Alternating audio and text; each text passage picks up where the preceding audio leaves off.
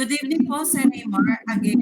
So, i-present na po namin ang aming ginawang presentation regarding sa abstract and interface energy, a journey through OOP fundamentals. I'm Maria Liana Ruth Alvarado. I'm Mirawa Alimagno po. And Kayla Constantino po. Here's our brief overview of the program. The program goal. This program demonstrates the use of abstract classes and interfaces in Java to solve real-world problems. Provides a structure for representing our names, some which are Liana, Mirawa, and Kayla. The problem it solves. Abstract classes are used to enforce common features in my name Liana, like my favorite color and movie. Interfaces are used to ensure additional specific to Mirawa of how we are. This approach uses inheritance and encapsulation to write reusable, maintainable, and clear code. The explanation of classes, methods, and construction. So, nagawa po kami ng abstract class na Liana. Then, ang ginawa namin abstract is the movie and includes a concrete method, the color. Then, naglagay din po kami ng interface na sa Mirawa. Ang behavior naman po niya na method is the status. And then, naglagay po kami ng concrete class na Kyla para po ma-extend po si abstract Liana and then ma-implement si Mirawa. So, bakit extend at implements ang ginamit? Extend kasi para sa abstract and implements para ma-inherit po namin si Mirawa. Okay.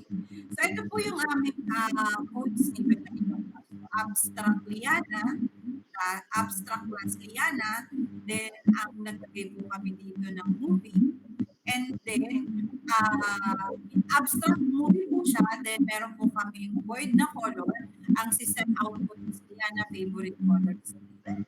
Then, ito naman po yung interface na si Mirawa, ang void niya po naman is status. And then, ito naman po si Kyla, in-extend po Liana, na-implement na naman po si Mirawa. Then, nag-override po namin, in-override po movie at saka in-override naman po namin si movie at si status para po ang maging output po ni movie is my favorite movie is HLE and the status is we are friends. Okay. Ito po yung aming main, ito naman po yung aming main. So, nag-create po kami ng Kyla, then a new Kyla, then tinawag naman po namin siya si Color para po matawag namin si Color, ang ginawa po namin k.color.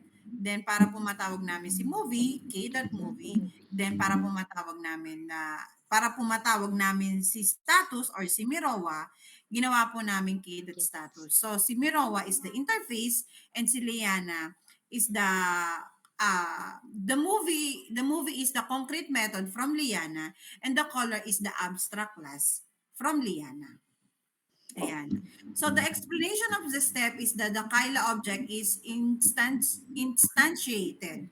So the methods color, movie, and status are invoked to demonstrate implementation of the abstract method, the color, the use of the concrete method from the abstract class is the movie, and the implementation of the interface method is the status.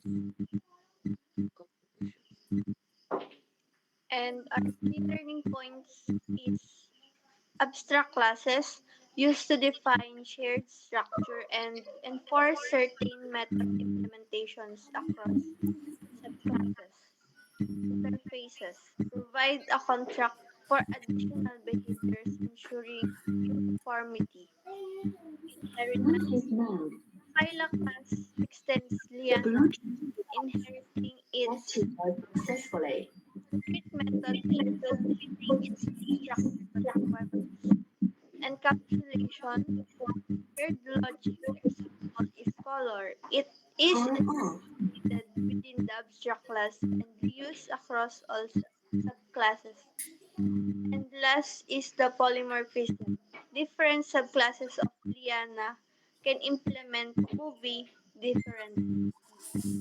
And our summary or conclusion I is program effectively demonstrates the combination of abstract classes and interfaces to solve real-world problems, adhering the principles of object-oriented programming. Ayun. So, hanggang dito na lang po yung aming presentation. Sana po magustuhan niyo po and sana po naintindihan niyo din po ang aming presentation. So again, marami po salamat and have a good night po. Thank you Bye-bye! po. Bye.